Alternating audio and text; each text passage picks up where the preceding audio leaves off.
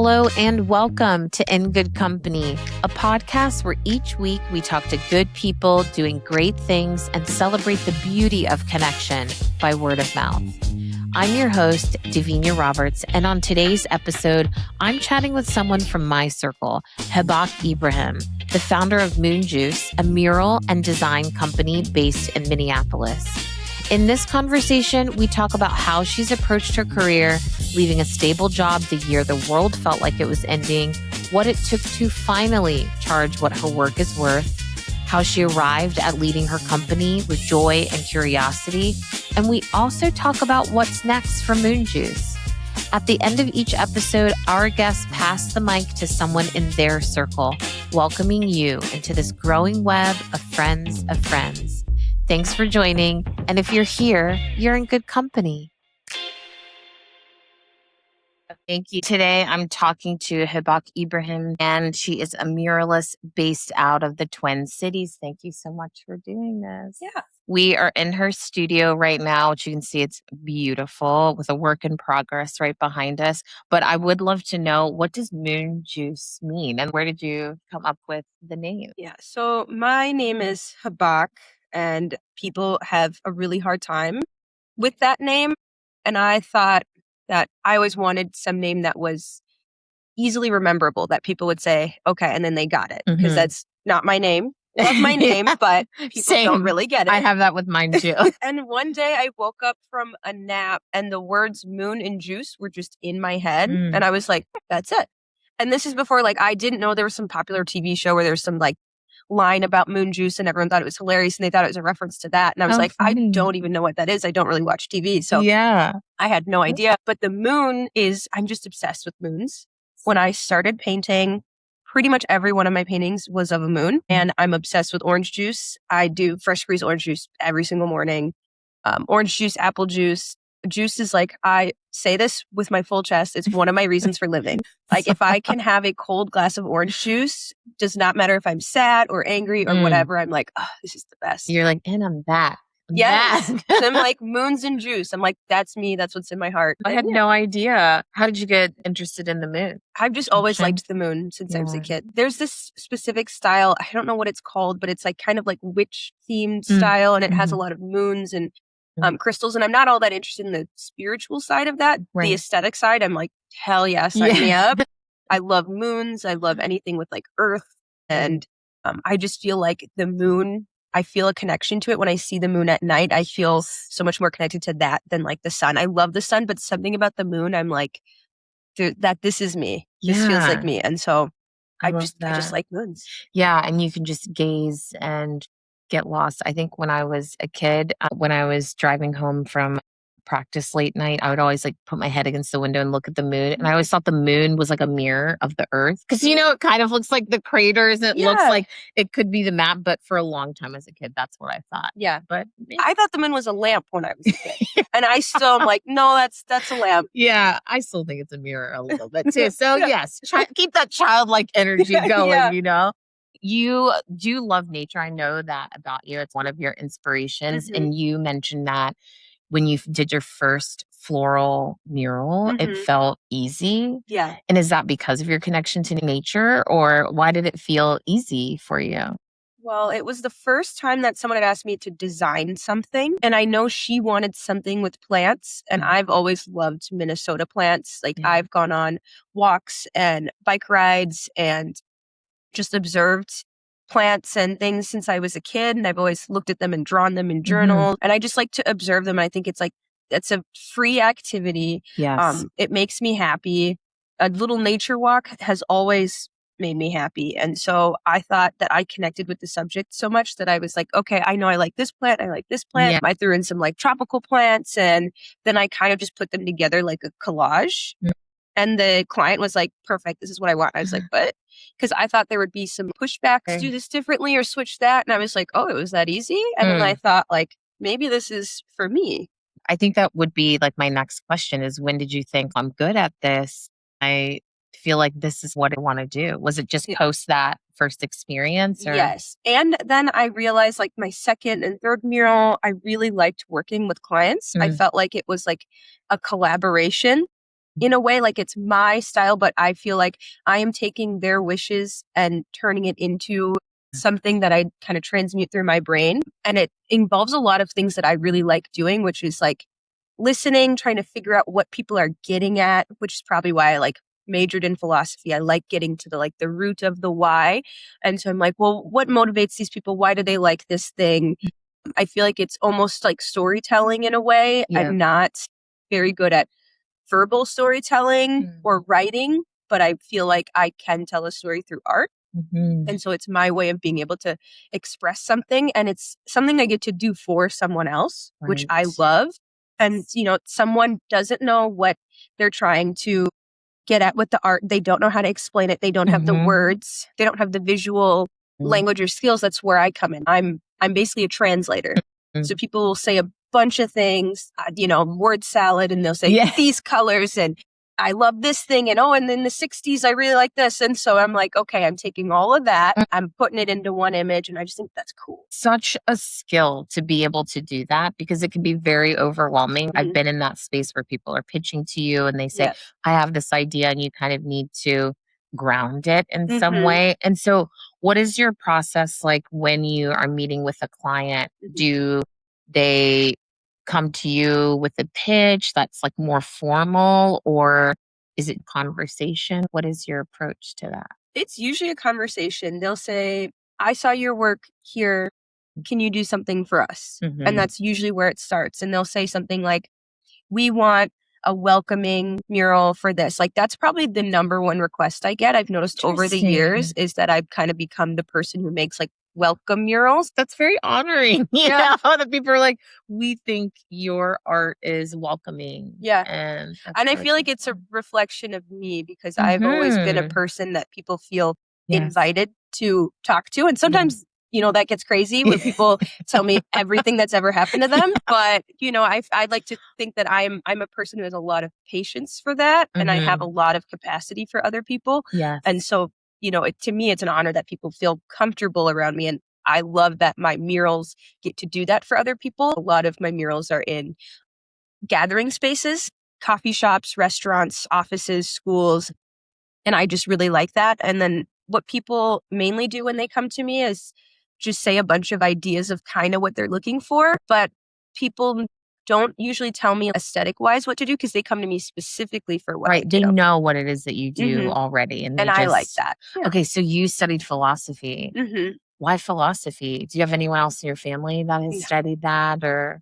No, just me. And I'm kind of the weirdo of the family. So everything I do, they're like, okay, of course you would do that. But in college. Shout out to the weirdos in the family. That's me. Yes. I went to St. Ben's. The way it worked is you would have to take a certain amount of I don't know if they're called electives. Maybe that was high school, whatever. It was a long time ago. And they pick some classes for you. And so they put me in a philosophy class. And I thought, what the hell is this? And I was like, okay, whatever, I guess. And I remember the first thing we did was read this short passage from Brothers Karamazov by Dostoevsky. Okay. And it's this story. Basically, the excerpt that we read was talking about good and evil.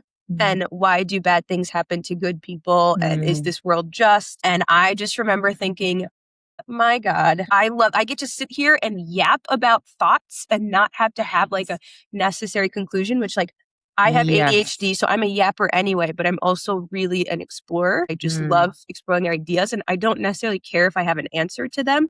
I have a certain comfortability with the unknown, and I kind of like that.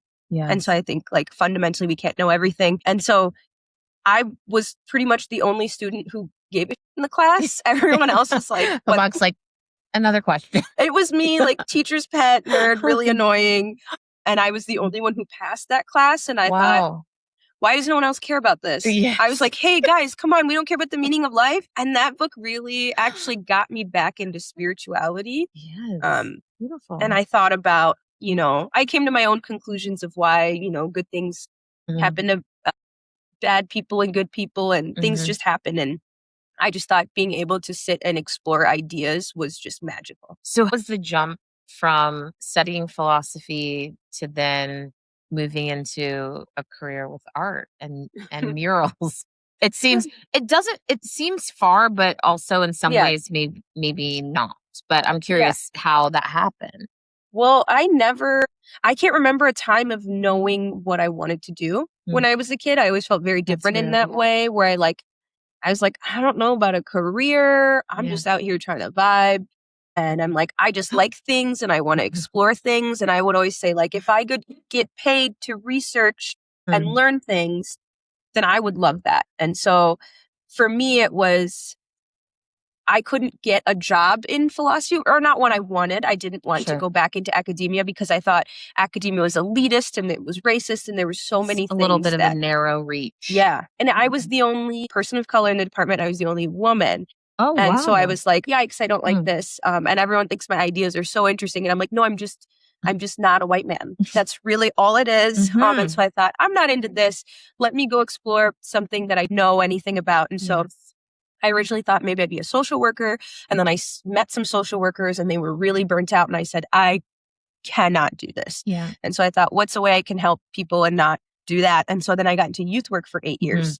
And I found an ad on Craigslist because I'm a millennial and I still use Craigslist. I loved Craigslist. That's how I got some jobs. And I worked for the U of M doing a 4-H program for about six years at the libraries. And then art was something I always did in the background. I never shared my art until I was about 24, I think. Wow. And I'm 31 now, so not that long. Yeah, and no one really knew. I think people thought I was artistic, but no one knew that I was an artist. And I didn't consider myself an artist. And then, I would just draw these little paintings at home. And then I did mainly like landscapes and I hated them. I love nature, but I hate painting landscapes. And so I thought, maybe I'm not meant for this. Yeah. So I just kind of stopped doing art for years. And I was like, whatever, I guess I'll do this youth work thing. And I would just doodle and all of that. And so 2020, I saw some artists that I'm now friends with, Leslie Barlow, Maya Hartman, painting murals in Frogtown. Okay. And so I thought, okay, here are these Black women and femmes doing this very visible work. And I did not know anything about murals. I was like, what is this? This looks really cool. And so I started doing research and following muralists on Instagram. And then I thought, let me try this. Wow. And it was so fun. Yeah. I was like, I didn't think about it as a career. I was like, I'm just having a blast. I'm out here painting outside. Yeah. And then something clicked, like large scale painting makes sense to my brain.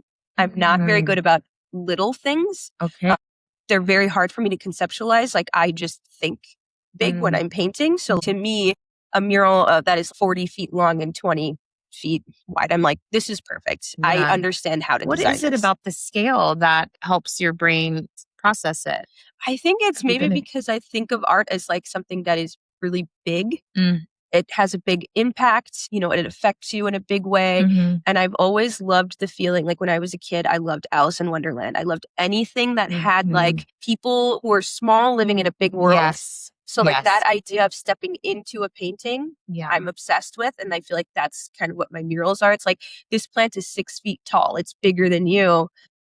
And you get to feel like a small entity. But to me, it's like in a comforting way. Yeah, I like that. That makes a lot of sense. Yeah. You started to build a little bit of a community around, or just learning from what was happening around you. I think that you mentioned when you were 20, you did DBT. Do you want to talk about DBT for a little bit and explain what it is and why that was life-changing for you? Yes, I love DBT. For those of you who don't know, DBT is dialectic behavior therapy. It's basically teaches you healthy coping skills. So you would say, if you have anxiety, you might deal with it in a way that hurts you long term, but you're looking for a way that you can deal with it in a healthy way that's going to improve things for you over time. And for me, I like to not necessarily be in control. There's probably some of that, but I like to be capable. I like to be able to handle things on my own. I love to be proficient and self-sufficient, and that's probably also being a Black woman. Yeah. So. Black woman, Libra energy. You're like, I can balance it all. And so to me, I was like, okay, can I swear in here? Yeah. Okay. I already did. So I'm like, if I can handle my own, I am my biggest resource. I'm with me all the time. Yes. And so I was like, I don't have anything against medication. I personally don't like it for me because it doesn't jive with my body so well. And so I thought, what can I do to help myself long term that I always know I've got myself? Yeah. And so I took that. It was like an intensive 1-year program. You go every week, once in a group setting and then once on your own. And the group setting was amazing because it was women from like my age, 20 to 65. Oh, wow. And it was like a community of, it was multi-generational. You got to learn from people who've been living longer than you and have an understanding that you won't gain unless you have the experience and the time. And so I thought that was just a beautiful thing to sit in a room full of women who are like, I'm going to cry about it.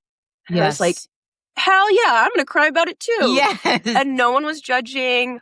And it was so fun. And they gave us like rewards and candy and little trinkets for doing our homework. It was like, it was almost like school in the positive way. I had school in a really bad way because I had ADHD. And so school was always really hard for me.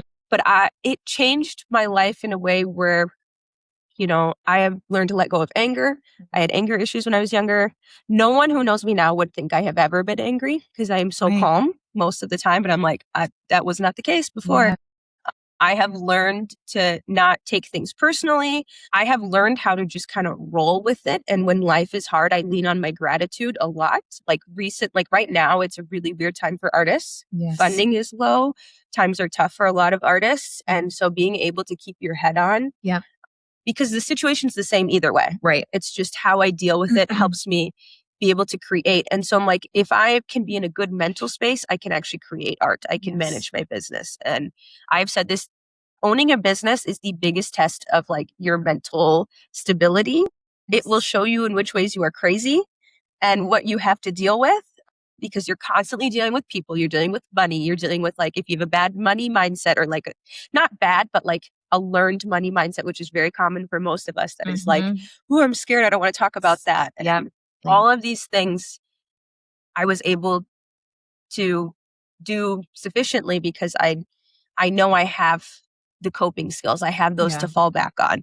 And I know I can say, okay, I'm feeling really anxious right now. And I don't feel then bad about feeling anxious. I don't feel bad about having depression sometimes. I don't feel bad about feeling bad. That was probably one of the best lessons I learned was like how to handle that. How to handle your actual emotions and maybe not run from them. I've talked about it many times on here. It's like, I really do love to cry. And I think sometimes I will warn people before I cry because some people don't handle that well. And I'm like, I'm about to cry. You know, whether it's the spectrum, I can cry for a spectrum, of emotions. But I think maybe for a long time, like I didn't. So I really hear you in saying like just allowing yourself to feel the emotions and managing them in that way. It's like, and being able to name them is so important. Right. Because I'll tell my friends like, hey, y'all, I'm having a tough day. I might say something crazy. I'm sorry. Right. And they're like, okay, cool. And then we all know where we're at and it's fine. And I'm able to just say, I just need a second. Yes. You know, that's nice in a relationship too. Cause I've been with my husband for 10 years. And I'm like, glad I did that. Cause I'm like, he was dealing with an insane woman before. Thanks. I think that's so beautiful that you chose to do that for yourself and that something was prompting you to get some tools. So what would you say has changed fundamentally from pre-DBT to post-DBT, both Hibaaq, but different versions of yourself? I feel like my perceived agency. I believe fully that I can do anything. If I want to do it, I can do it. And I fully believe the only thing that holds me back is myself, which can feel like a lot of pressure, but it's also freeing. Taking full responsibility. And when something happens, thinking, okay, well, what role did I have in a healthy way and not always blaming myself, but thinking like, okay, if I want this situation to be better in the future, what can I do better? And so I'm able to sit back. And that's one of the skills I learned in DBT is observing non-judgmentally. So you just see what you're doing. You see what's going on. You take note of it. You don't try to change it for a bit and then you analyze it later. So it's like kind of like the process of, I said, like, I'm like 3 different people in my art. I'm kind of like that. In, you know, the person who's observing is not the person who's judging, is not the person who's fixing it. Sometimes maybe we try to do all of that at once. We're experiencing the emotion, we're judging the emotion, and we're observing it. How are you going to get all 3 of those things done at one time? You need to like give yourself some space before you correct it. I think that that's one of the things I really appreciate about you. We've only met, this is only our second in-person meeting, I think. Maybe 3. Because we one time met.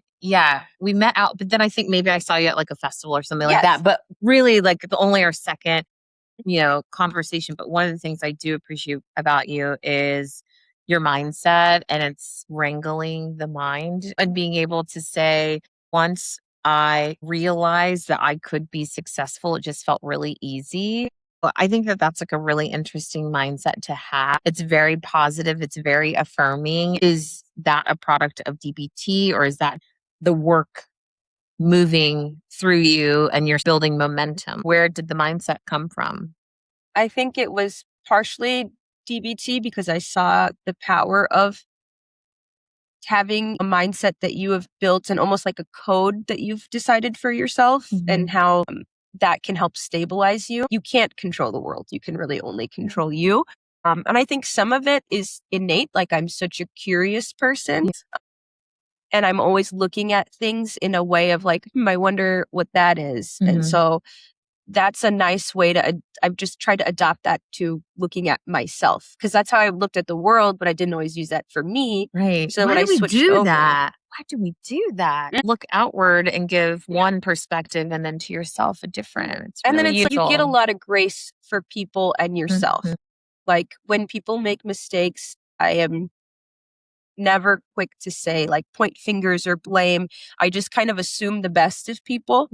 And then I've learned to turn that inward and be like, hey, I'm doing my best too. Yeah. You know, Everyone's really trying to do their best. because I can be hard on myself, then talk to myself as like I'm kind of like a friend. Yeah.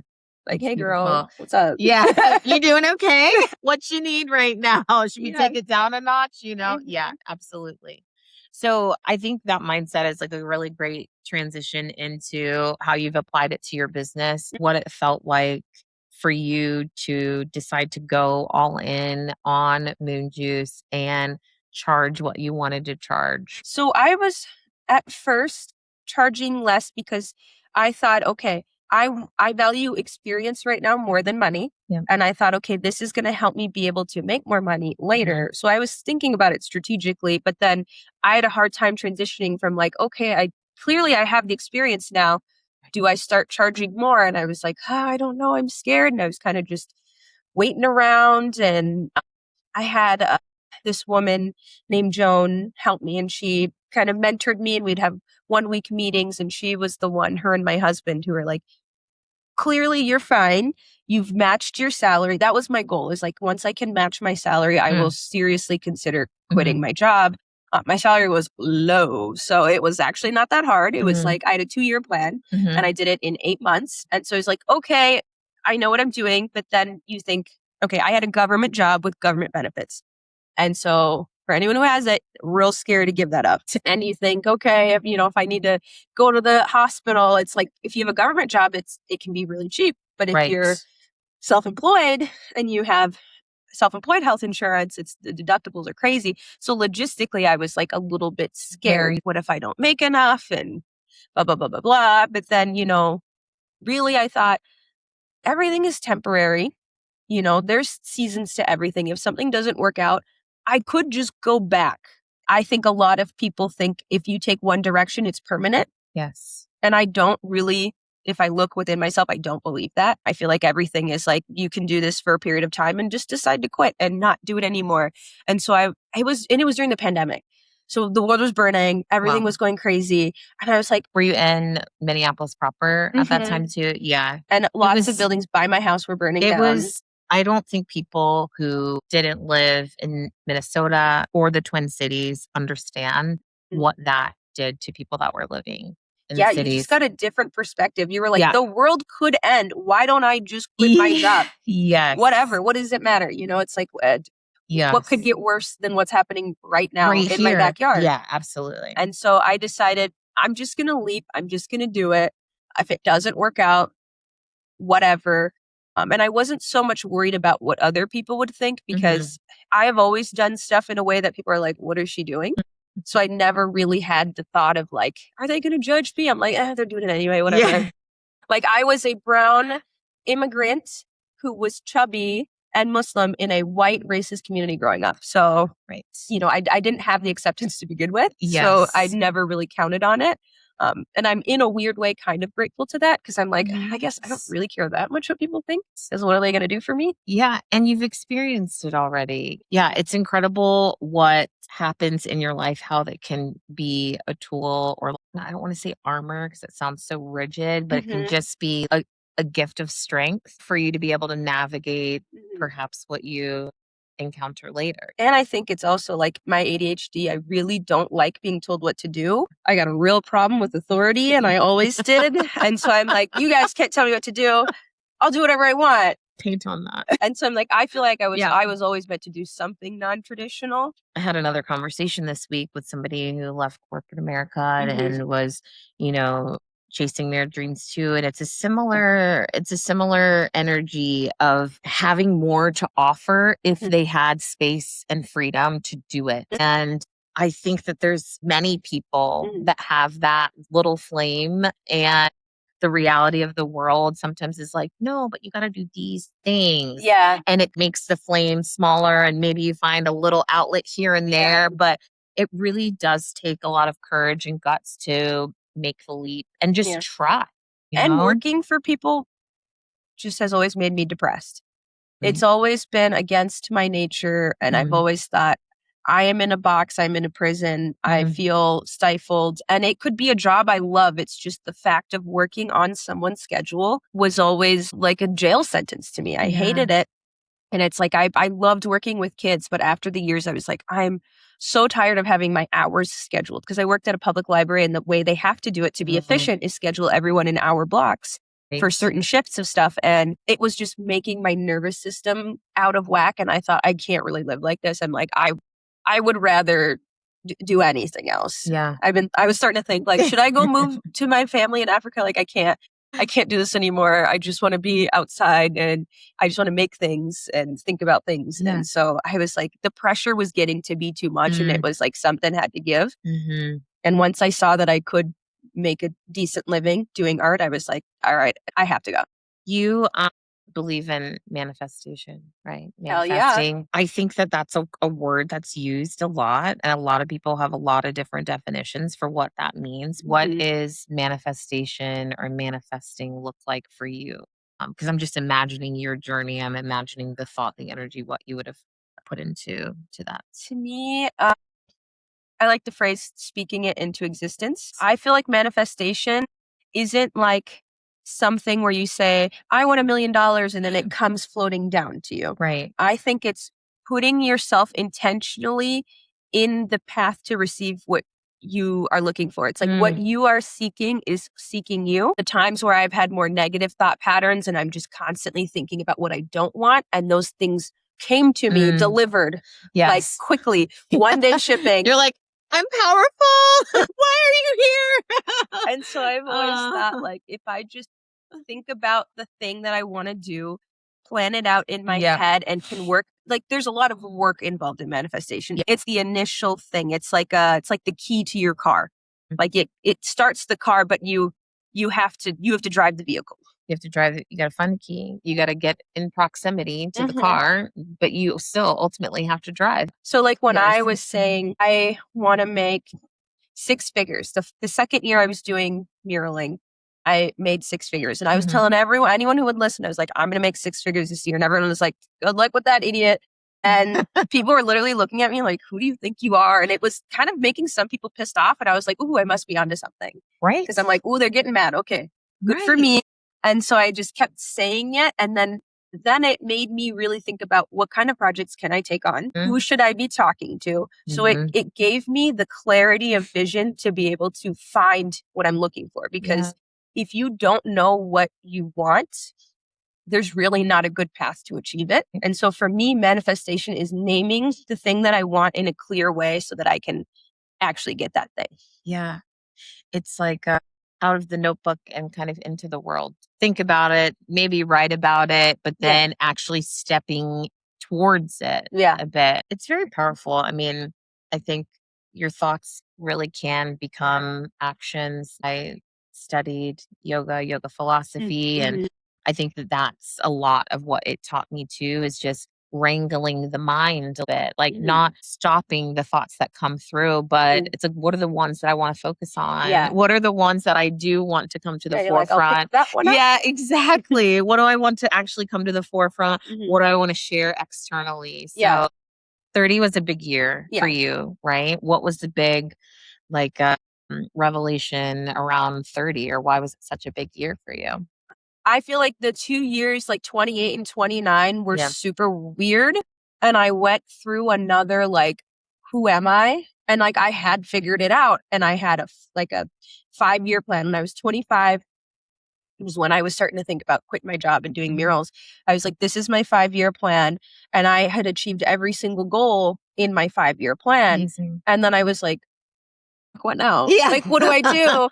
Another 5-year plan, I guess. Yeah. And so I was like, just kind of suddenly back into like, I'm confused. What am I doing?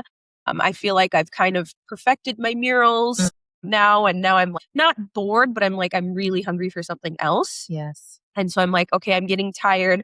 I need to do something else. But now I need to figure out what that something else is. Like, who do I want to be? And so like 28 and 29 were just kind of chaos to me. And I was running around with like a chicken with the head cut off. And then 30, I feel like I found a little bit of clarity, and I thought, okay, if I don't, and I always said when I was 25, I was like, maybe in 5 years, I don't want to do murals anymore. And I still do want to do murals, but I want to do them a lot less. And so I thought about like, where do I want to go from now? And I thought, okay, I've always been interested in furniture. I've always been, and you mentioned like, I called myself a muralist and you think I'm something else, which I definitely think I'm like a designer creator first. I'm like a person who builds things because I would love to design spaces, work with architects, really anything that involves how humans interact with spaces. I really love. And so I was like, let me lean more into that and not just do murals because I'm going to get really burnt out. And I was burnt out for like, I think 28 and 29, I was definitely burnt out. I was just tired. And 30 is the year that I was like, okay, we need to buy a house. I need to get out of this. I lived in this little dungeon that was like 500 square feet for 6 years. It was not fun. I had no space. And every time I come home, I would just be so tired. Like living in that space was draining my life energy. And I was like, I need to go somewhere else. I need to do something else. So I just kept feeling this need, which this is something I've dealt with since I was a kid. I've always been worried about not fulfilling my potential. That's kind of like I don't know. Where does that come from? From your family? From like I think being an subconsciously from immigrant. Yeah. When you move to a country for opportunity, your parents are really on you about being successful. And like anyone who's an immigrant, a child of immigrants can tell you that there is a lot of pressure. They're like, be a doctor, be a lawyer. And I'm like, I cannot do any of that. If I'm a doctor, people are dying. You don't want me in there. You don't want me in there. And so I had to think about like, all this pressure of like, we have to basically you have to make your family proud. And it's not even like, are you proud of yourself? It's like, do you bring honor to your family and all this stuff that's like super external. And it just makes you get a complex where you're like, if I don't achieve things, I'm not worthy. And so that's, something I still deal with. Like, I feel like I have to be doing things. If I like sit around, I just feel like, and I don't really like that. And so like, I'm working on that. And I feel like, I think people are allowed to have their things that are not great and you have for your whole life. That's fine. Like, I'm not worried about being that way. I'm more worried about managing it to a point where it doesn't affect me so negatively. It was starting to get worried that like, okay, here's all this potential because I can see all of the things that I could do. And I'm like, all of that is already mine. I just have to get it. And then sometimes thinking about that can be a lot of pressure. Where to start, how to move through it. And what if I don't do it? There's this book that I read a long time ago. It encapsulated what I feel. I feel that same way sometimes where I am an ideas person. I got a book full of ideas. One person a certain amount of energy, a certain amount of time in the day. But I read Big Magic by Elizabeth Gilbert. And there was this section in it where she talks about, have you ever had an idea and you sat on that idea and you thought about it and you thought about it for a long time, and then it's months later, a year later, and you see somebody else who is doing your idea. And then that feels really terrible inside, like you're punishing yourself. And I like the way she framed it. And I'm terrible at paraphrasing. So I'm going to butcher this. I'm going to butcher it all. My takeaway was that the ideas that come to you, they are their own energy. And if you don't do something with them, they just move on. Oh, I feel they that. need to go into the world. And so they just move on. And that is actually okay. If you don't have the time, space, or energy to do it, it needs to move on. Yeah. And so I really like that framing of it. So one, lessen sort of the intensity that I feel when I'm like, I thought of that like a year ago. A year. Yeah, exactly. I'm like, a year ago I talked about that. And then I'm like, punishing myself. Yeah. And sometimes it's like maybe someone was going to do it better. Exactly. I was telling a friend the other day, I said, I feel like I'm a vessel for ideas. And when I let them go, I'd like to think hopefully it goes to someone who needed it more or who's going to execute it better. Yes. Because there's things that I've thought like I wanted to do, and then I see someone else like locally doing it, and I'm like, oh, they did it better than I could have.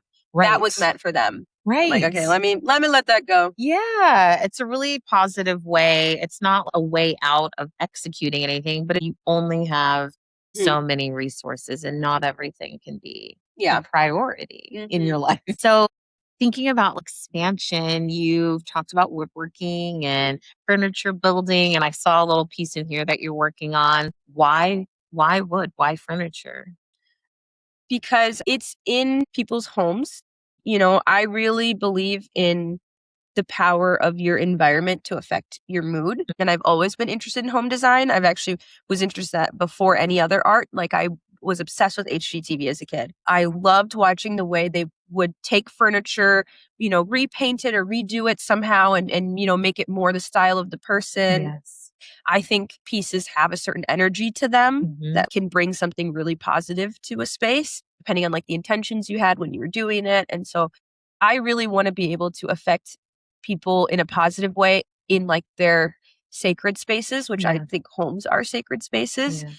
And so I'm like, why have just a square credenza with no art, no detail in it, and when you could have something that you really love, which is why I don't care for trends so much, because I think they're not customized in a way. I'm like, every person has something in them that's special. And I think that it's cool when people are, you know, able to translate that into their homes. And if I could be a part of that, that would be really cool. You saw my house. I've only lived here for a couple months, but I've painted the walls like primary colors that I love. And I have like little details. And I plan to paint the cabinets and just make it a reflection of me and where I want to be. And so I think furniture does that, and it's so cool. And I would love to be able to eventually actually design furniture for production in like really cool shapes. Cause I'm like, I don't think everything needs to be like just a square and a rectangle. It's like, why can't I have a circle shelf? You know?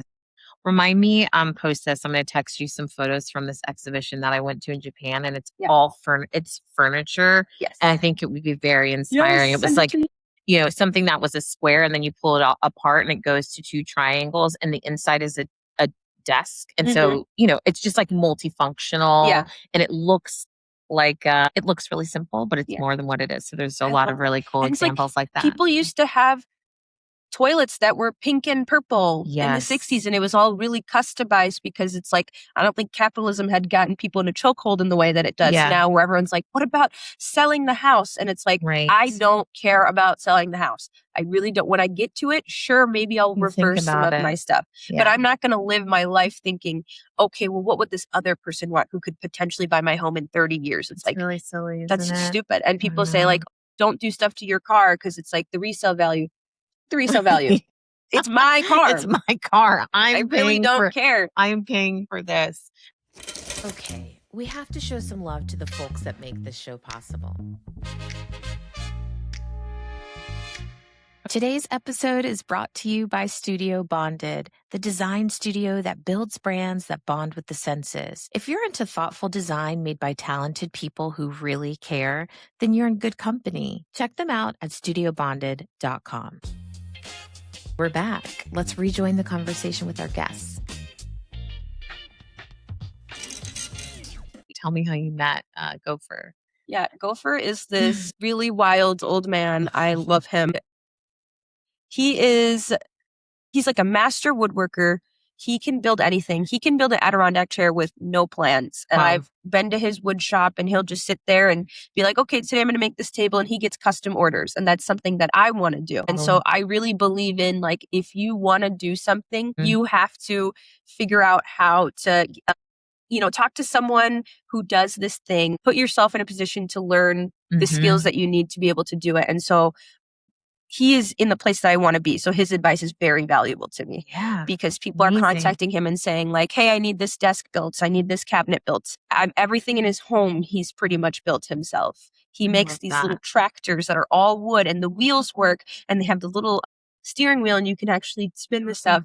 He is sick. And I'm like, I love old people who just kind of know who they are and have figured these things out and have been doing it for years. I really believe in hanging out with people who are of a different generation than you, because there's so much knowledge you miss out on. Like, I know people my age who only hang out with 30-year-olds, and I'm like, what do we know? I'm sorry, we've been here 3 decades. What do we know?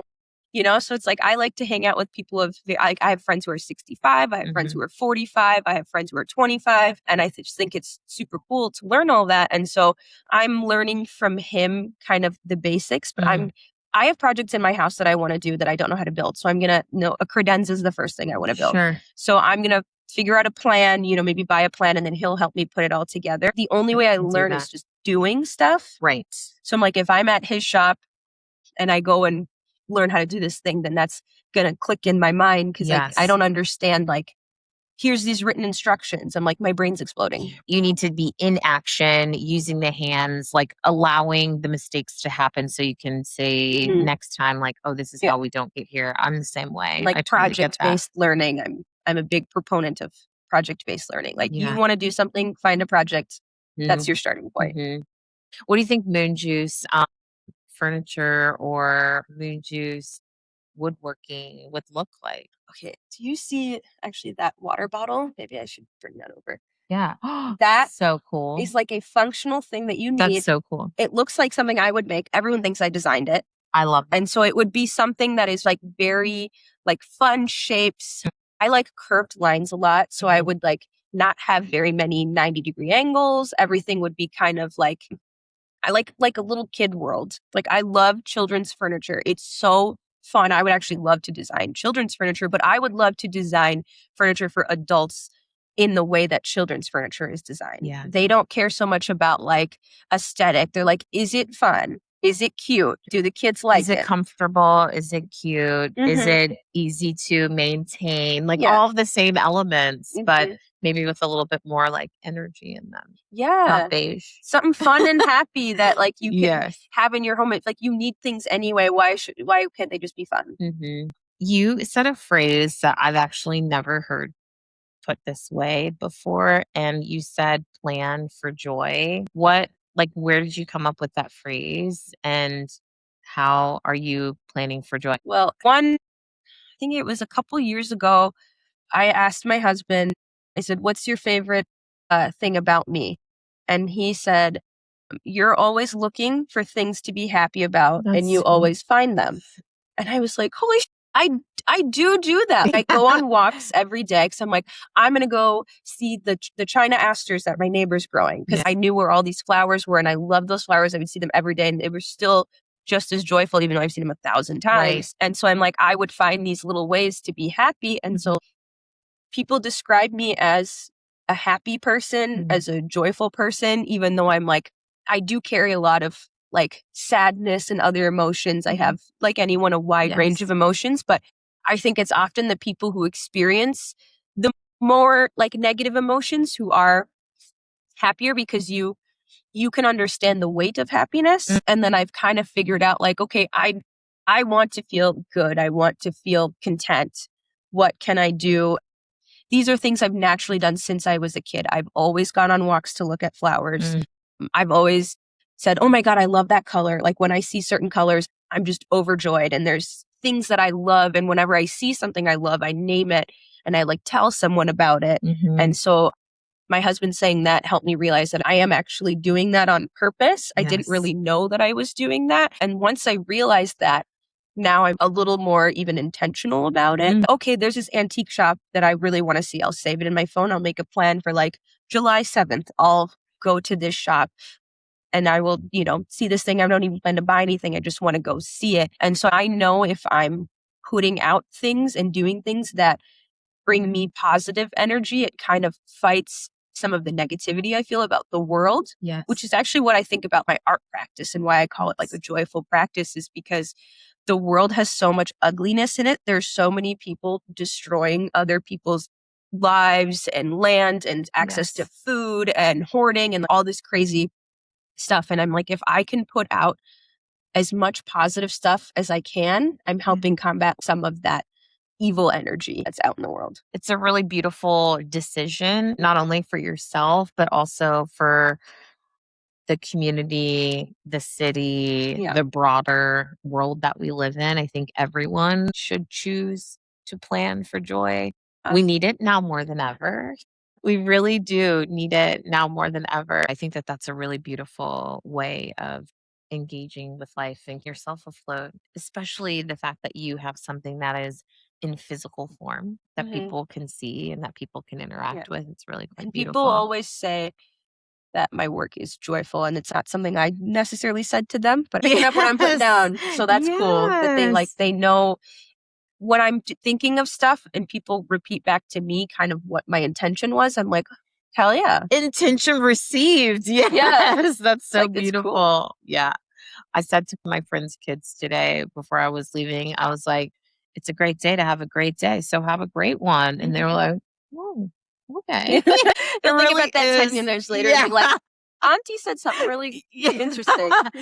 Sometimes you just got to decide that you're going to do it. And continue to be curious. In my opinion, there's a lot of people that are out there that want to be connected with, but we've gotten to a place where connection feels so safe behind a screen or behind a text or behind a comment. Bless you. You're like me. I sneeze like 3 times in a row. But I think that there's a desire for that, and that it takes a person to be brave and curious and open enough to do it. On the end of our pre-interview questionnaire, there is a question that I ask, and it says, what is a question that you wish people asked you more? And so I want to ask you what you wrote down. And you said you wanted to be asked why you make art. So Hibaaq, why do you make art?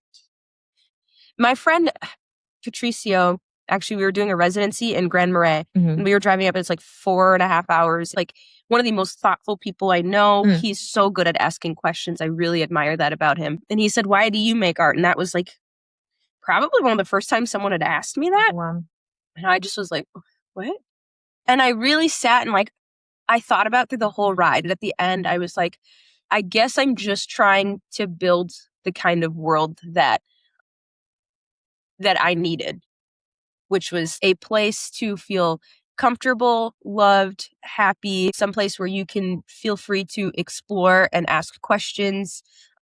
One thing that I was not really given as a kid was I have ADHD, and my teachers did not like how many questions I asked. And so I never felt comfortable expressing my curiosity, which I now luckily can do as an adult. But it's it was always be quiet and sit down. And I feel like a lot of people were trying to kind of put me into a box, I guess. And I think the world can be whatever you make it. And that's kind of my art. It's noticing things in nature, colors I love, shapes that make me happy. And so it's just me being able to freely express myself and notice the things that I love. And so I'm hoping that I give people the space to do that. And so I'm I really want people to feel joyful and excited first and foremost. And I think people get that a lot through my art.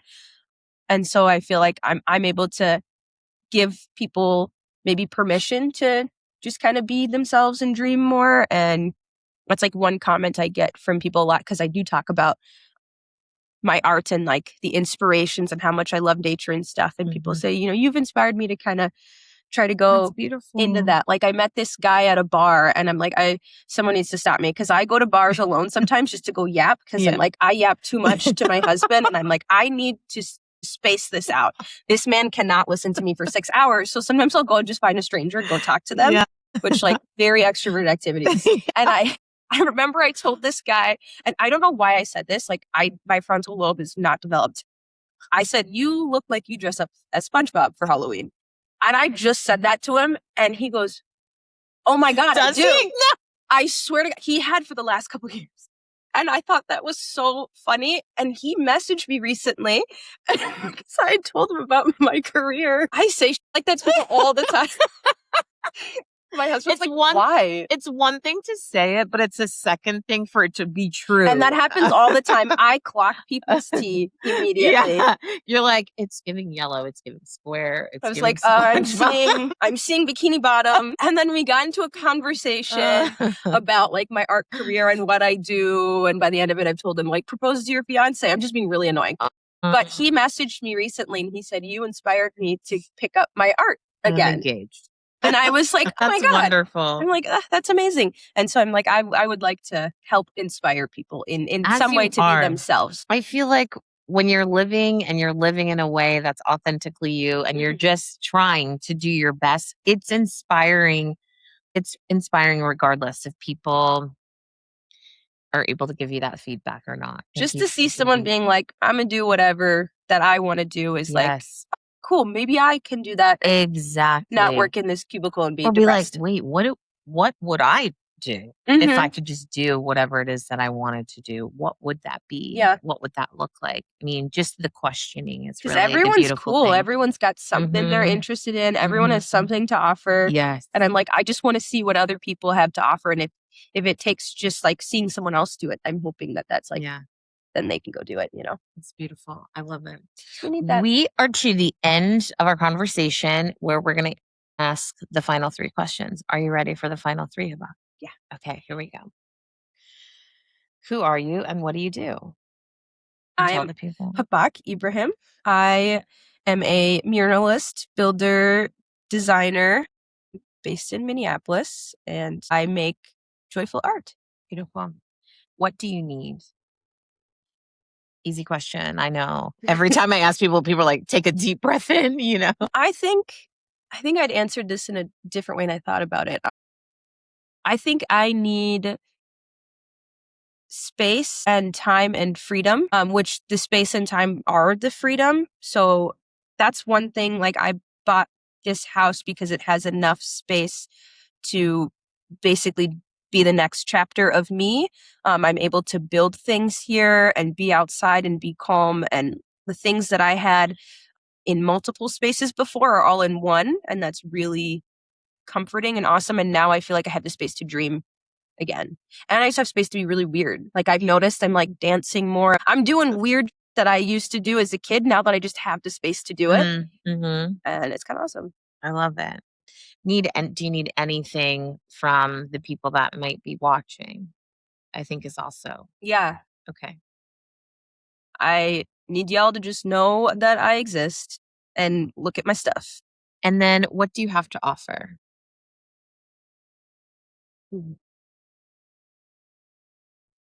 I feel like I offer people compassion and just a space to talk. I think that that's really important.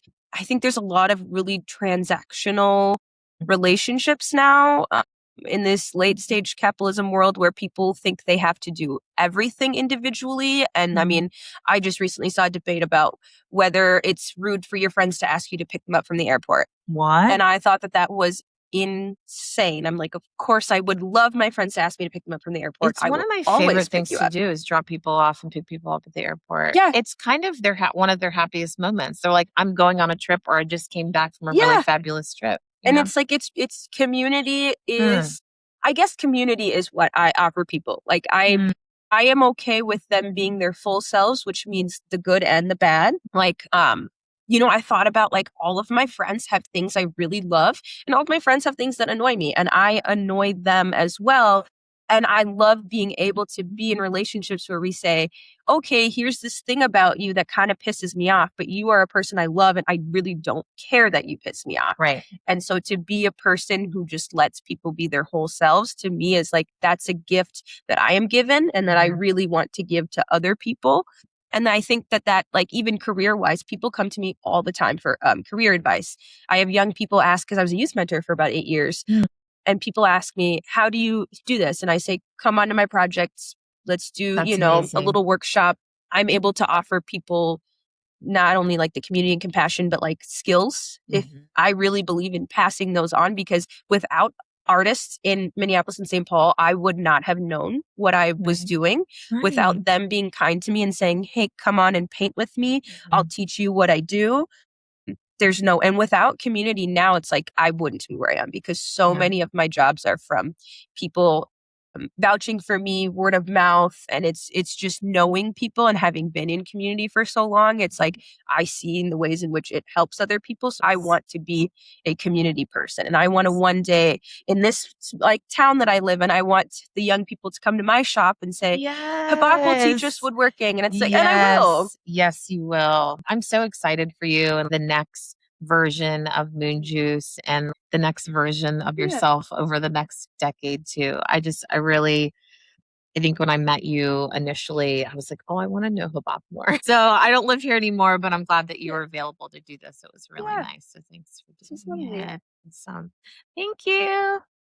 Thank you for joining us for this week's episode of In Good Company, a podcast where we celebrate the beauty of connection and the magic of word of mouth. In Good Company is brought to life by my pod squad. That's Danielle Dweck, copy and creative consultant, Fukiko Machado, financial operations, Alex Perez, design lead from Studio Bonded, Kyle Murdoch, mix and sound design, and me, the creator and host, Davinia Roberts. The views shared by our guests are their own and are offered as inspiration and information only. To stay connected, follow and subscribe wherever you listen to podcasts, and maybe share this episode with someone you love. It helps more good people find us. For full episodes and behind-the-scenes moments, find us on YouTube and Instagram at ingoodcompany.thepod or visit ingoodcompanythepod.com. Until next time, stay curious, stay connected, and remember, if you're here, you're in good company.